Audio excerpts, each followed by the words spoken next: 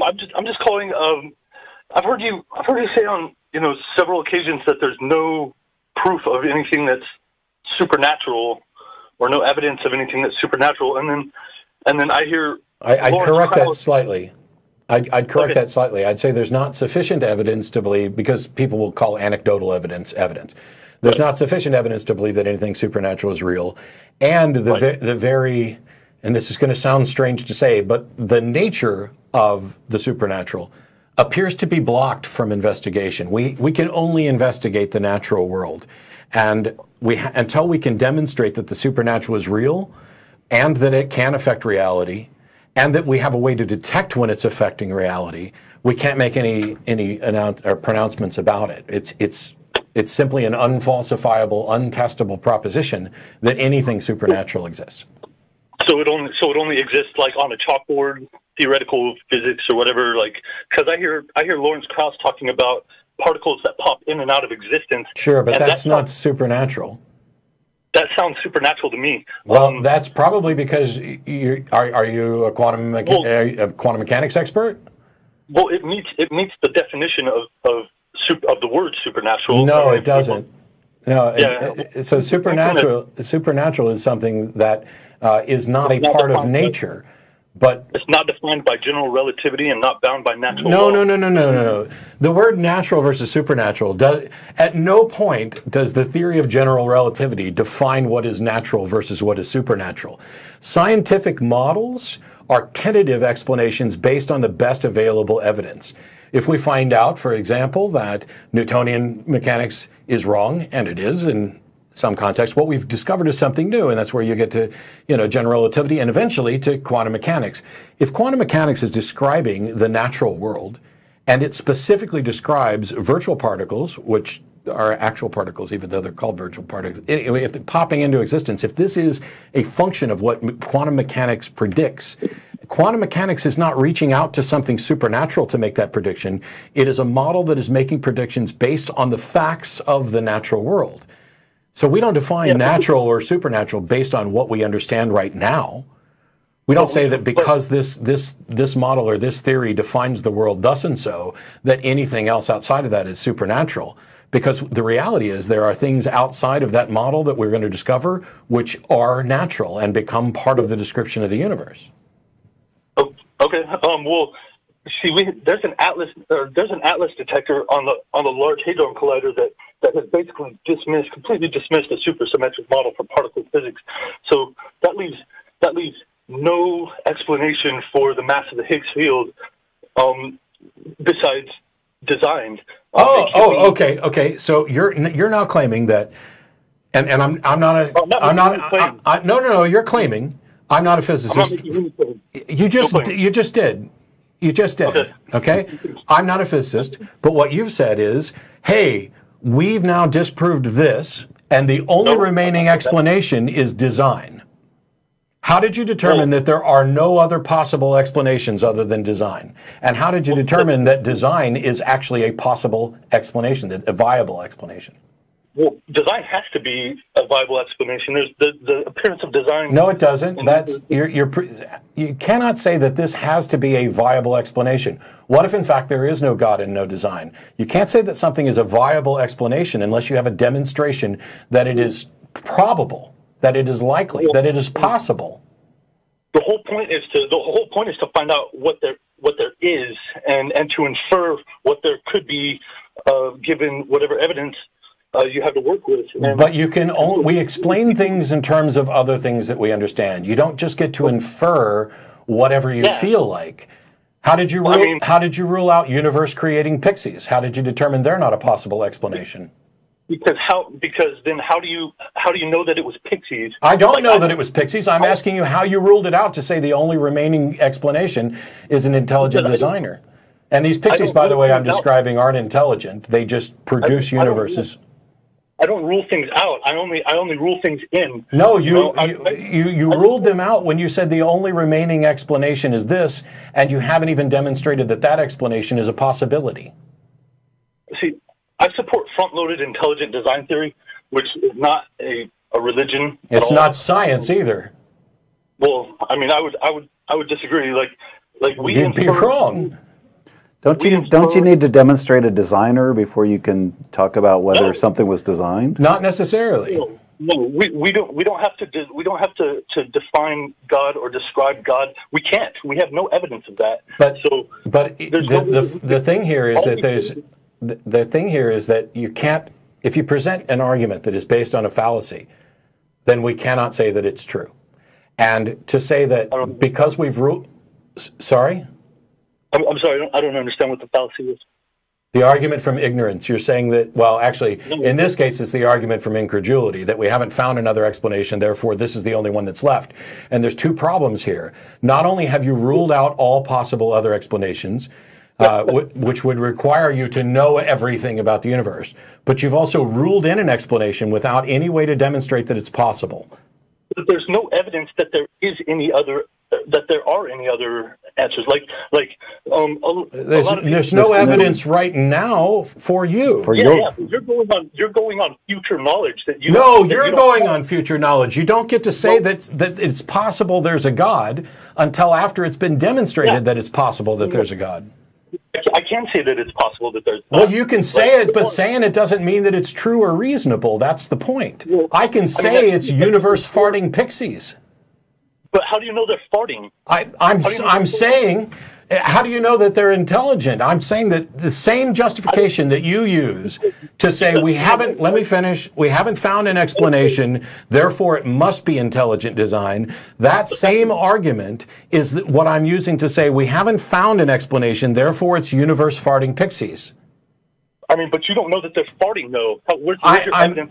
It doesn't matter. It doesn't matter. I agree with you. I don't know that they're farting, and my response to you is you don't know that there's an intelligent designer. Pointing out the flaw in my analogy that points out your flaw doesn't make me wrong. It just shows that you're wrong. Well, see, I only call it God because there's no formal name. Like it could be universe farting pixies. Okay, then by your admission, the only possible explanation is not just intelligent design because you just said it could be farting pixies. Well, call it whatever you want. It's not about what you call it. Intelligence, the word, has a usage. Intelligent design. You don't get to say, Billy, that it has to be intelligent design if you simultaneously acknowledge that it could also be farting pixies. Do you not see that? God and farting pixies are the same thing. Okay, they're the same thing. Okay, and guess what? They're both done on this show. Thanks, Billy. God and farting pixies are the same thing. The thing that Billy doesn't grasp here is that by saying it must be an intelligence and then acknowledging that it could be something that is not a fart is not intelligent. When I fart, I didn't think something and intentionally create something. It is a byproduct. And by the way, it could be gases belching out from unthinking things as well. You can't make the argument for intelligence by just saying it's possible, because you don't have any way to demonstrate that it is in fact possible. All you can say is it can't be said to be impossible. Right. And if your argument is, well, you can't prove me wrong, then that is by definition the argument from ignorance fallacy. Well, and even setting aside in the question of intelligence, he's also assuming design. Yeah. Regardless of where it comes from. And he hasn't demonstrated that either. He said that he has a reason to think that design is possible, and he didn't give one. Yeah. Well, I tell you this. I mean, I've got somebody back there who basically wrote a or the textbook on quantum mechanics, and I'll talk to him after the show's over. But I'm pretty sure that when physicists began constructing and understanding and developing quantum mechanics, I really doubt that any of them said, well, it could possibly be this, and then just inserted it. It's like when people call in to say that they've mathematically proved God. There is no God variable. There is no God quantity. This is playing around by taking unknowns, sticking them in, and then arrogantly assuming that because we know so damn much, that surely by now we should have found the explanation if it's anything other than God. And because we haven't found the explanation, as we are this incredible evolved ape, because we haven't found any other explanation, it must be this one. It is it is childishly arrogant to presume that, well, we know so much. If we don't know this, the only possible, I'm so smart, I've excluded all possible explanations, including ones I don't understand and don't know anything about. I mean, you're doing the same thing that people did back when they wanted to say that, you know, lightning was a sign from the gods. Hey, we don't know why there's lightning, and all of our current attempts to explain it have failed, and the only possible remaining explanation is that Zeus is hurling lightning bolts down. I've got it wrong before and said Thor, so I corrected it today. But Thor's way cooler because of the hammer. Yet that's not the way you find your way to reason. There are demonstrable fallacies in there. And as soon as you say, well, we've ruled out natural explanation A, B, C, and D, therefore supernatural explanation X is in, you're demonstrating that you don't understand the bounds of reason. Because you don't just get to an explanation by excluding others. Only if you excluded all others. I did a debate on the resurrection of Jesus, and I started off by talking about a fallacy that I've called the Sir Arthur Conan Doyle fallacy. And he famously had Sherlock Holmes say that when you've ruled out all possible explanations, whatever remains, however improbable, must be the truth. And that's really easy to do if you're a jackass writing your own detective and creating your own rules and making him impossibly smart so that he's godlike. He may or may not have access to be able to rule out all possible explanations. But in reality, when we're human beings and we're in this constant state of discovery, we may never get to the point where we can rule out all possible explanations for anything. And so we have to look at what is demonstrably possible, what is probable, calculate how probable different explanations are, and then make a tie through our understanding of causality and reason and the burden of proof to say this is the most probable explanation. And that's what science does. Science doesn't say this is true, thus we have pronounced. It makes it reaches tentative conclusions based on the most reliable methods so that we can try to not get it wrong. And what religions are doing is saying, that's not good enough. I'm okay with getting it wrong because I really don't think it's possible that I could be wrong, even though my proposition is completely unfalsifiable and untestable. You don't get to pretend like science and religion are playing on even footing in their process for discovering the truths about reality. The God hypothesis has no explanatory power. You don't get to solve a mystery by appealing to a bigger mystery. It has no satisfactory explanation. It is the rough equivalent of do it because I said so. And you can't even demonstrate that anybody actually said so. It's a mess. And it's embarrassing that we're in 2016 and people are still doing, well, we don't have any other explanation, therefore God. Well, I realize that's a comforting pacifier so that you don't have to sit around and agonize about the truth that we don't know, that we don't have an explanation. Fortunately, there are plenty of people who care about the truth, who seek the best ways to investigate the truth, and spend their lives trying to find out the answers that we don't know, while others just sit around pretending that they do. Oh, that was a sermon. Yeah. And if you don't know enough to even assign probabilities to stuff, then you don't know. You don't just rule. I'm sure that the people didn't have any better explanation for lightning, and that seemed supernatural. And you brought up lightning. You don't just get to say, well, it's got to be Zeus throwing lightning bolts because. That's or you can't even say it's possible that Zeus is throwing the lightning bolts just because you can't figure out another way it happened. Yeah.